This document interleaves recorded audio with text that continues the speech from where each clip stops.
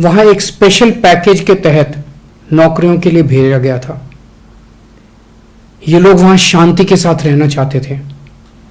वो उनका घर है, वो वहीं अपना घर बसाना चाहते हैं, अपने बच्चों के साथ रहना चाहते हैं।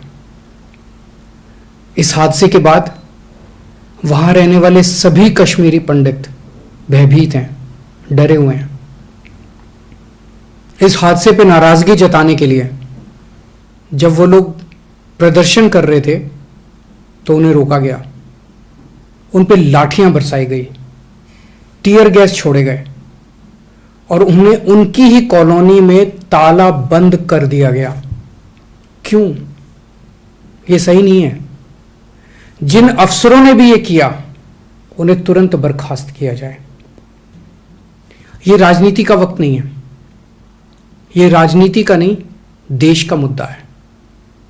कश्मीरी पंडित सुरक्षा चाहते हैं, उनके परिवार, उनके लोग वहां सुरक्षित महसूस नहीं कर रहे। और अगर कश्मीर में रह रहे पंडितों को वहां सुरक्षा नहीं मिलेगी तो फिर देश के दूसरे हिस्सों में रह रहे कश्मीरी पंडित वहां वापस आकर कैसे रहेंगे? किस भरोसे पे वो वापस अपने घर कश्मीर में आके रहने की सोचेंगे? मेरी सरकार से गुजारिश है कि कश्मीरी पंडितों को वापस कश्मीर में बसाने के लिए जो भी सुरक्षा व्यवस्था करनी पड़े वो करें। इसके लिए जितना भी खर्च हो वो खर्च किया जाए।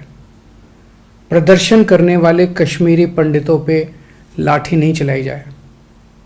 हमें उन्हें गले लगाना है, वो हमारे अपने हैं, उन पे टीयर गैस के गोले नहीं छोड़ने।